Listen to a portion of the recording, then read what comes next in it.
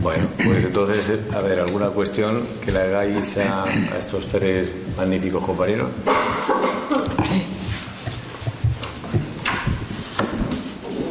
¿Yo puedo hacer una pregunta? Claro, claro. A Javier.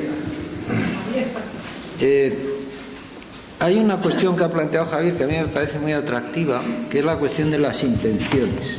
Cuando la has planteado, incluso has reflexionado sobre su consistencia como motivación o no motivación, o como sobre su capacidad para adherirse a las cualidades de la obra, ¿no? Bueno, yo ahí soy un poco escéptico. Yo me apunto a lo que decía Hegel, que decía que las obras, en una frase preciosa que tú y yo hemos comentado alguna vez, son como frutas que caen, frutas maduras, frutas que caen del árbol maduro y que ya no reciben la savia del autor que las vivificaba. Están ahí y nos dicen cosas por ellas mismas, pero las intenciones del autor cuando hace las obras sirven para que el autor se sienta cómodo con su propio trabajo, pero no sé hasta qué punto son lícitas en cuanto a caracterizar o no la obra, ¿no? Eso lo hemos hablado muchas veces, incluso también con Julio, que anda por ahí. Y yo no sé si tú has cambiado de tu manera de ver esto o no. Yo pienso que las intenciones realmente, al final la obra es lo que es, ¿no? Y las intenciones, pues si has sabido encauzarlas, pues se tendrían que ver, ¿no? Y contar cuál han sido, pues no sé si de verdad se puede soldar a la obra o es algo independiente. Estoy totalmente de acuerdo contigo, pero totalmente. Al extremo que yo sí sé que he hablado de intenciones. Me parecía que tenía que hablar de intenciones, que es distinto. Y he hablado de intenciones, sí, yo sí en algunos diseños he hecho muy claramente determinadas intenciones, pero he dicho una cosa que también contradice un poco eso. Ese primer diseño de golpe, cuando he hablado de Plougastel o he hablado de la obra de los grandes, esa cosa primitiva de resolver el problema de golpe es un asunto que trasciende todos estos problemas, y en ese sentido tienes tu razón en lo que decías de las intenciones. Yo además lo he intentado a veces. Me acuerdo que una vez dije, voy a ver qué tal se diseña un puente con música de Bach, a la cual soy muy aficionado. Nada, no sale nada. ¿Qué quiero decir? Es que no es que Bach no merece la pena y te sientas y te metes en el asunto. Nada. El problema o lo llevas dentro, que eso sí que es cierto, y me parece que tú has hecho referencia a eso. No existe el papel en blanco, no existe eso no es verdad. Es decir, uno llega a un proyecto y llega cargado de intenciones, de conocimientos, de tendencias a hacer esto, tendencias a hacer lo otro, que realmente cuando uno se coge el papel y ve los datos, sí hay que acoplar todo ese mundo interior, y si uno lo hace bien, que no siempre lo hace bien, pues realmente se va construyendo una manera de ser que me parece importante. Toda la razón, Miguel, tienes toda la razón en el sentido de las intenciones. Pero si Bach no te dice nada, ¿Bruckner sí? ¿O tampoco? Tampoco, creo que no. Yo soy muy aficionado a Bruckner, y las 7 y la 9 son dos de las sinfonías que más quiero yo en la vida, y sobre todo los adagios. Pero no se me pareció, porque era el más elemental de las músicas penetrantes que llegan hasta el fondo, Juan Sebastián Bach, que soy muy aficionado, y nada, pero es que nada, vamos, era una cosa. Bueno, pues muy bien, yo me pasé un rato volviendo a atender eso, pero el lápiz no se me movió, y sin embargo el lápiz se te mueve con mucha facilidad en otros casos. A ver, Antonio, no, mira, está por aquí, Antonio, es que lo ha perdido, luego lo pasamos a Juan Luis. Toma. Querría entrar un poco en lo que ha dicho Rosario, en la última parte. Yo procedo de la escuela muy antigua, porque soy muy mayor, y entonces allí no había especialidades. Eran 5 años que se cursaban y se daba todo, salvo urbanismo, que realmente no se estudiaba. Es lógico que luego se hayan producido estas ramificaciones, Pues porque las circunstancias y los avances en cada disciplina aumentan y se hace necesaria la especialización. La especialización, en definitiva, tiene también un problema. Es que enfoca la mente sobre aspectos y de alguna manera clausura el interés por otros ajenos. Esto puede no ser una verdad absoluta, pero yo creo que algo influye.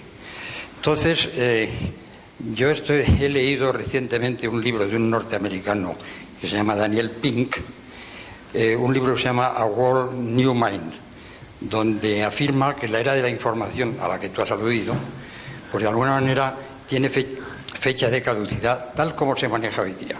Y lo que va a imponerse poco a poco es el pensamiento holístico y de cerebro derecho. Quiero hacer esta indicación porque creo que la profesión en muchas ocasiones es una barrera. La propia profesión enfoca la mente de una manera muy concreta y establece incluso una cierta falta de interés hacia otras disciplinas. Totalmente de acuerdo. Es que es el hemisferio izquierdo y el hemisferio derecho. No, aquí a Juan Luis, ¿no? No, un momentito. Vamos a ir un orden. Bueno, yo creo que la ingeniería es cultura, no hay que discutirlo, ¿no? El problema es que no sabemos venderlo, no sabemos comunicarlo. O sea, siempre estamos hablando de que los ingenieros de caminos, pues, tenemos esa faceta artística, esa faceta cultural, todo lo que hemos visto esta tarde, pero no lo sabemos contar a la sociedad. Y parte de ello, pues a lo mejor, se me ocurre, dice, esos puentes tan bonitos que nos has enseñado, Javier, ¿desde dónde has hecho las fotos? Porque cuando pasas por un puente, pasas a 100 por hora, por encima del tablero, y es que no te enteras de la obra de arte, ¿no? Y entonces, pues, yo propondría que ya que invertimos el dinero en una obra como esta, se hiciera un área de descanso en algún punto desde tú hacer la fotografía y que la gente pudiera parar y ver aquello. O cuando vamos en el AVE, que nos ponen unas películas aburridísimas y tostones, ¿por qué no nos hacen un documental sobre los puentes por donde vamos pasando y por los túneles donde estamos transcurriendo? Yo he estado con Miguel Ángel el año pasado viendo tu puente de Cádiz durante la construcción. Eso es una obra de relojería a tamaño ciclópeo. Es precioso cómo se ha construido y es maravilloso. Y eso no se ha hecho un vídeo bien hecho que se pueda vender y que la gente lo pueda apreciar como obra de arte, como obra de ingeniería, como la cultura del siglo XXI de España. Y no se ve nada. Yo fui allí, los señores de la obra me enseñaron no sé cuántas toneladas de hormigón, no sé cuántos metros cúbicos de excavación, no sé cuántos kilos de tensión. Pero oiga, que eso no es vendible. Cuénteme usted algo más bonito sobre el puente. Y eso es nuestro problema. Yo creo que ahí es donde fallamos. Y fallamos desde el principio, como dice Charo, porque en la escuela, ¿cuántos chicos empiezan la carrera de ingenieros de caminos pensando que quieren hacer una carrera humanista o sobre la cultura o que quieren aprender el modo de vivir? Nadie se le plantea, a los chavales se le plantean, como tú eres bueno en matemáticas, y a ciencias, y como eres listo, a caminos. Y ese es un error de partida. Y luego en la escuela, vamos, yo no recuerdo, yo todo lo que he aprendido ha sido, como tú dices, Charo, por mi familia y por mi vocación, pero no por la escuela, por lo que me han enseñado. Y ahí estamos. Yo creo que no lo sabemos vender. ¿Alguien quiere decir algo? Yo puedo decir algo en lo que me atañe. Yo sí te digo una cosa. Lo de las fotos es importantísimo, ¿eh? No te creas que es trivial. El tener un buen fotógrafo, una buena foto, un buen punto de vista es clave, de manera que dicen los publicistas, yo los conocía, los muy antiguos, que decían que las chicas españolas eran preciosas, pero a todas les faltaba un poco de pierna. Y entonces ellos cogían, cuando no había Photoshop ni nada de eso, cogían la foto, la cortaban, la separaban, le ponían y entonces quedaban preciosas. Tengo idea que ahora mismo en las revistas que salen las chicas normales, me refiero de las famosas nuestras, todas han pasado por Photoshop, pero vamos, de una manera tremenda. Quiero decir, pues sí, que es verdad que yo he puesto un puente que a mí me gusta mucho y tiene una trampa tremenda. Me gusta mucho el puente de Contreras. Es una obra que yo estoy muy contento. Detrás hay otro puente que he quitado. ¿Me explico? Porque si no competía con ella. O sea, en ese sentido, muy bien. Con respecto al puente de Cádiz, pues hay de todo. No te quepa duda de que tendrás de todo. Lo que pasa es que la gente también solo quiere una cosa, ¿eh? La foto, Estamos haciendo ahora en la academia, un académico quería, yo no lo tengo tan claro el asunto, pero con drones hacer pasadas, me parece que va a utilizar 20.000 fotografías, 20.000. Y yo no sé, para crear modelos de dibujo, me refiero con ordenador, y entonces poner las texturas adecuadas que le dan las 20.000 fotografías esas, y entonces puedes crear el asunto en escultura, está ahí, por las miras por debajo, por los lados, por esto. Yo le digo, como me pongas el puente de Cádiz por debajo, pues mira, boca abajo no me gusta nada el asunto ese. Muy bien. Oye, ¿puedo...? Sí, Miguel, perdón. No, es brevísimo. Juan Luis, si recuerdas los puentes que he puesto de Aman, su obsesión era que se vieran desde el coche. Su obsesión era que esos arcos sirvieran de umbrales para entrar y salir del puente, entrar y salir de la isla, y estaban completamente dirigidos, porque estructuralmente no es necesario en absoluto ese arco. Es un porte, es una puerta de entrada, ¿no?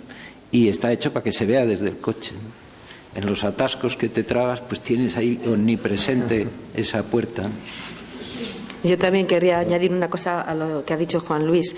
Yo no veo tan claro el que, para nosotros como ingenieros, nos encantaría que hubiera un apartadillo antes de entrar en el puente y lo pudieras ver desde el punto desde donde hacen las fotografías y todo esto. Pero ¿qué precio cuesta eso?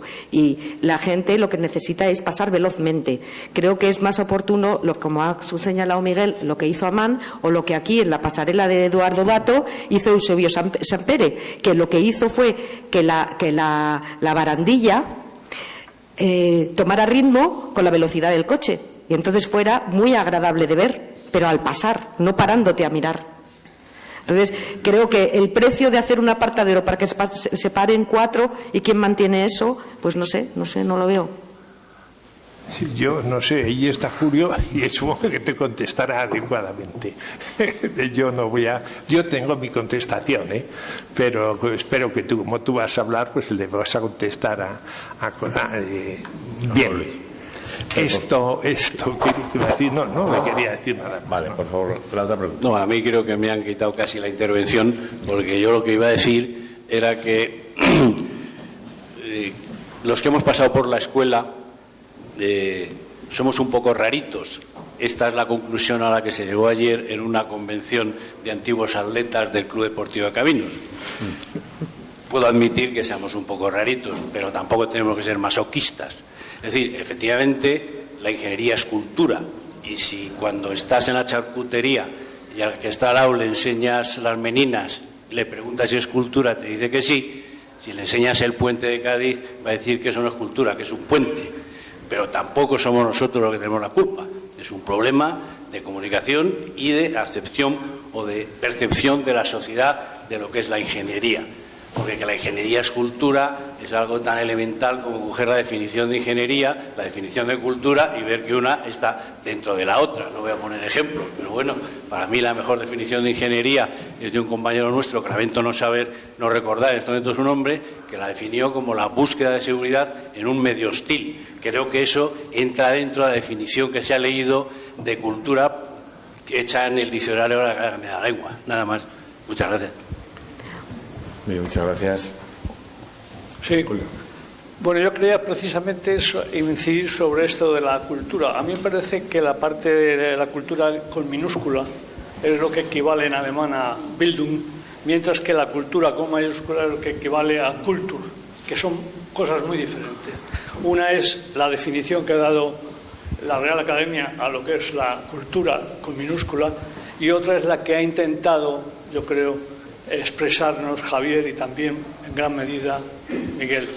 Yo pienso que justamente en esta conferencia hemos visto un aspecto muy importante que unifica las tres, y es que las personas que hacen cultura, o sea, cultura con mayúscula dentro de la ingeniería, están justamente en esa frontera, en esa especie de limes que une justamente lo subjetivo del ser humano, que ha creado por convenio todo lo que es el humanismo, y el otro campo de lo objetivo, que viene definido por el cosmos y por todas sus interrelaciones. Ese limes, esa frontera que conecta cultura, humanismo con ciencia, objetividad, es donde se mueve todo el problema que yo creo que está más o menos hoy sobre la mesa en estos momentos.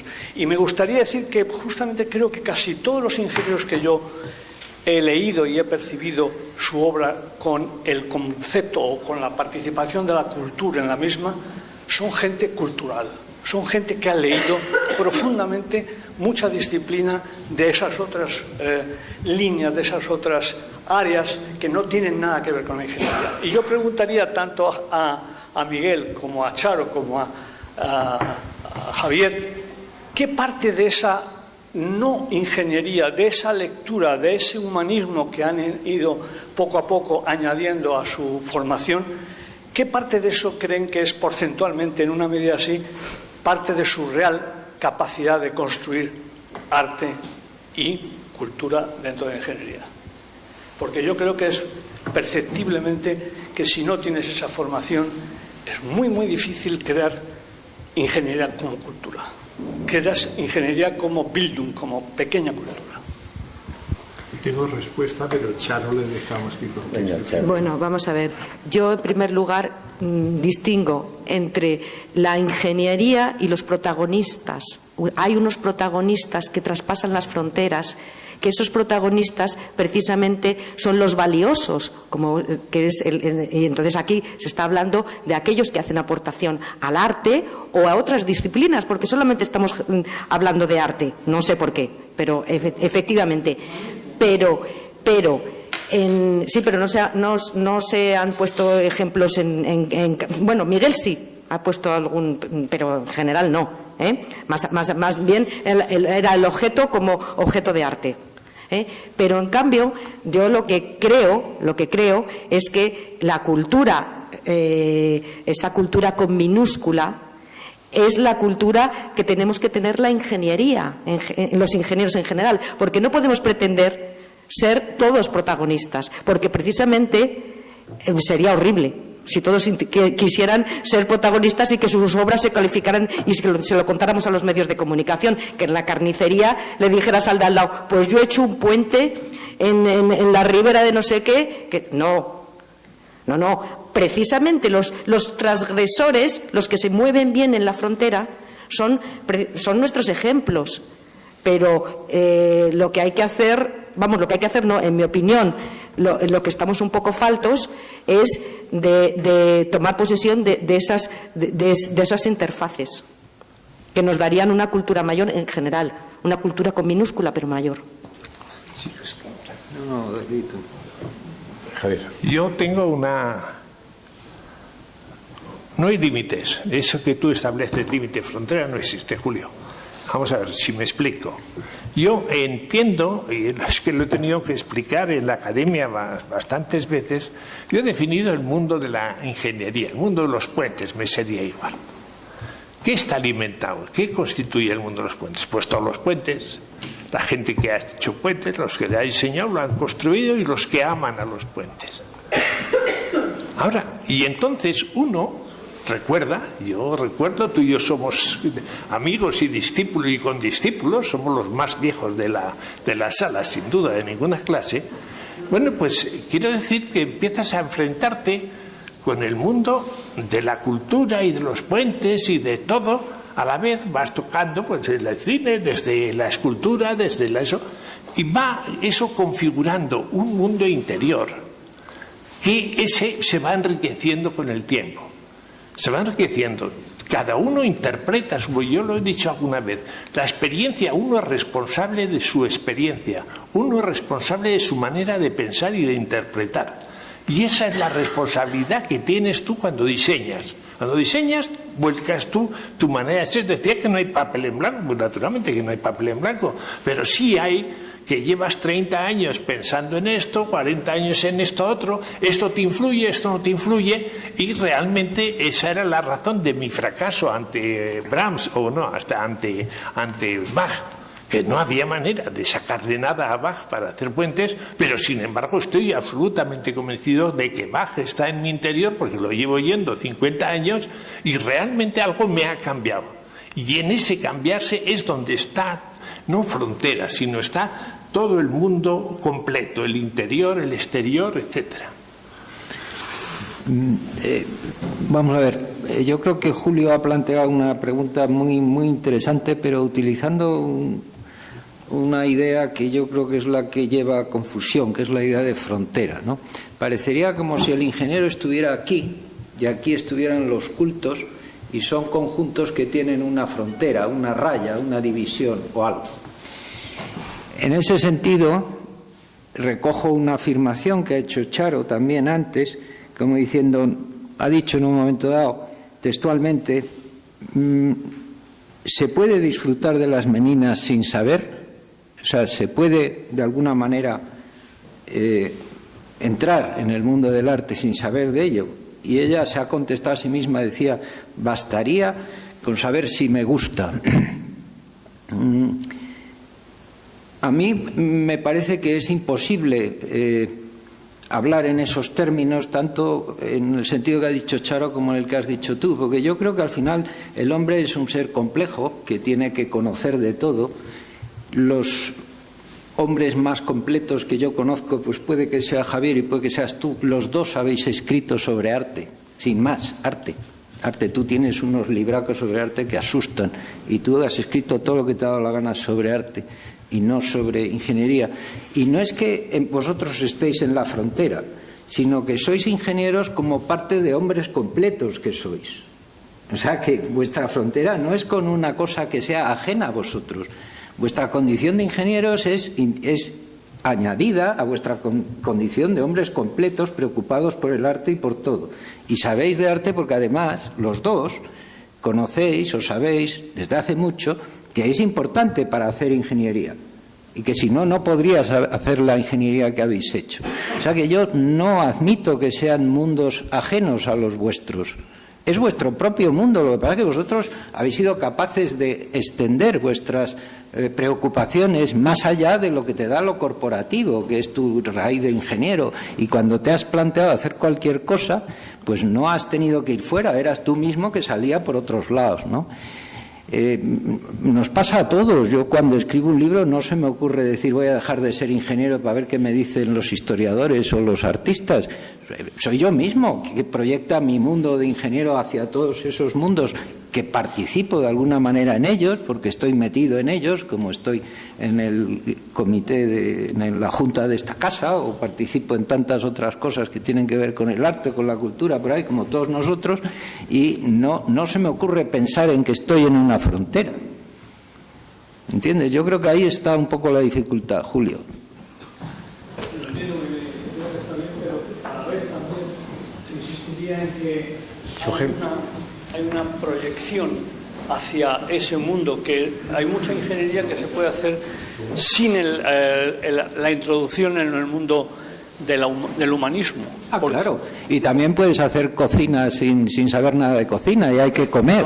No, ya, pero no quiero llevarlo a la anécdota, sino decir que gran parte de la ingeniería, tanto en el mundo de los canales como de los puertos, como de los puentes o de los caminos, está, el 90% podríamos decir, o más incluso, está centrado dentro de lo que es el ámbito de la objetividad, de lo que hemos dicho que no es más que ciencia técnica, que tampoco es puramente objetividad, sino que también parte de unas premisas humanísticas personales de cada uno de nosotros.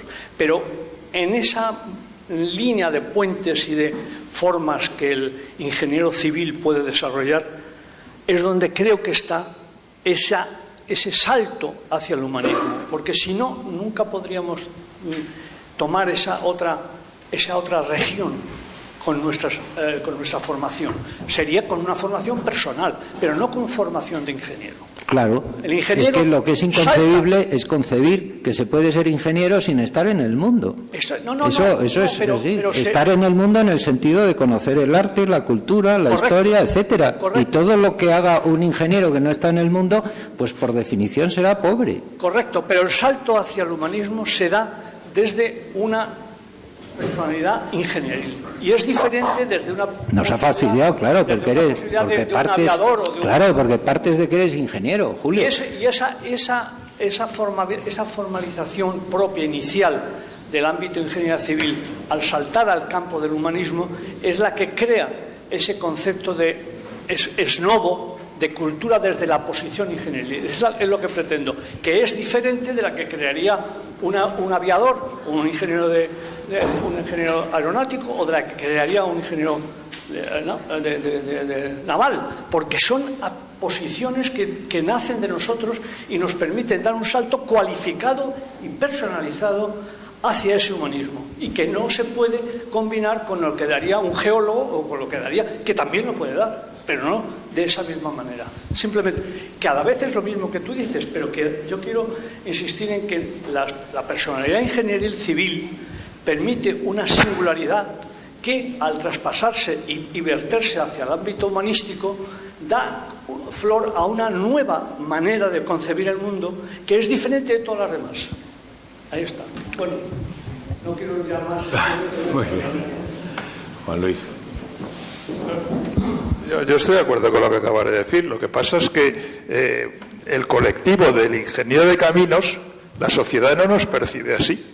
La sociedad, cuando tú dices que eres ingeniero de caminos, te piensan en ti como otra cosa, no como un hombre de cultura, como un humanista, sino piensan de otra manera. Y yo creo que eso procede, por lo menos para mí, de la formación que yo recibí en la escuela. Y no sé si ahora en las 17 escuelas que hay en España ha cambiado la formación, pero nos dieron una formación bastante rígida y bastante pobre en este tema de la cultura y en abrirnos la mente hacia otras disciplinas. El ingeniero frontera no es el habitual.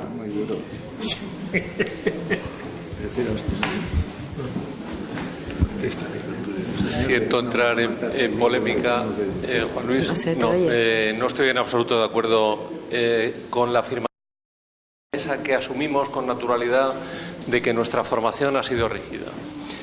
Habéis tocado dos puntos que me resultan especialmente atractivos. La vida en la frontera. La vida en la frontera, que es la que yo he tenido como ingeniero de planificación, es donde te mueves en todo el territorio, incorporando cuestiones nuevas, donde no hay normas y asumes que todo lo que haces se mueve en el epígrafe de, bueno, y si no quiere usted aplicar las normas, tiene que justificarlo. Y lo que sí quería brindaros, y yo creo que tiene mucho que ver con una de las afirmaciones más bonitas que he oído entre hoy y el lunes pasado, que es tuya, Julio, pero que se ha repetido de distintas formas, es que la mirada es muy importante. A mí no me interesa si nuestras obras son artísticas o no, si el mundo del arte es el que arriesga y nosotros no podemos arriesgar porque no podemos arriesgar que se nos caigan 90 obras de cada 100 de las que ejecutamos. Lo que sí quería destacar, y por eso he pedido el micrófono, es que creo que tenemos una característica como colectivo que es muy importante. Somos capaces de cambiar de escala. Y esa característica yo no la he visto en ningún otro colectivo. Hay colectivos que se desenvuelven muy bien en el análisis de una forma que puedas abarcar con la mirada. Hay otros colectivos que se mueven en un mundo abstracto y que se entienden entre ellos, nada más, y que son mundos maravillosos, los de los matemáticos. Y curiosamente, por el trabajo que hemos tenido que hacer con gente de todas las disciplinas, de geógrafos, arquitectos, biólogas, que coincidíamos en el tema del ruido y cómo se pone eso en un plano, os puedo asegurar que esa variable merece la pena que la potenciemos. Somos capaces de ver a escala 1:1 y disfrutarlo y ponernos en un punto de vista desde donde se ven cosas en el puente construido. Somos capaces de enfrentarnos a un papel y dibujar a una escala a la que queramos. La obra en su conjunto o un detalle. Una autopista en la India de 300 kilómetros o alguna cuestión singular. Un elemento ornamental como una puerta de entrada, que cada vez hemos manejado más en nuestras autovías, y lo que pasa es que yo creo que no hemos sido capaces de transmitir esa sensación de que transportar es pasar por una puerta, traspasar la puerta, y que nuestras carreteras son eso, y que deberían tener elementos visuales que te dijeran cuando estás entrando, acercándote o alejándote de una ciudad. Y quiero terminar, porque no me quiero extender más, que personalmente el ser capaz de moverme a escala 1:1, disfrutar en el terreno, entenderme con un compañero cuando estamos manejando una escala y elegir la escala adecuada. Esto con esta escala no podemos entendernos, vamos a utilizar otra escala diferente. Con esta escala no podemos hacer afirmaciones de un conjunto. Eso sí nos permite, cuando cambiamos de escala y subimos de escala, convertir el mundo de la ingeniería, el mundo de la cultura y el limes intermedio en objeto de nuestra mirada. Y esa es la que hay que utilizar con la profundidad que tú decías el otro día, Julio.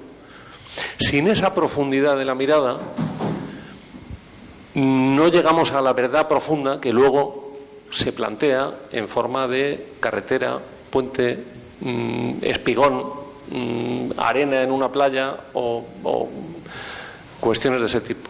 Porque yo creo que si nos limitamos a pensar solo en la obra terminada, ejecutada y su cercanía a la obra de arte, pero con otra dimensión, estamos en una época donde eso se ha acabado. La ingeniería de la construcción se ha terminado.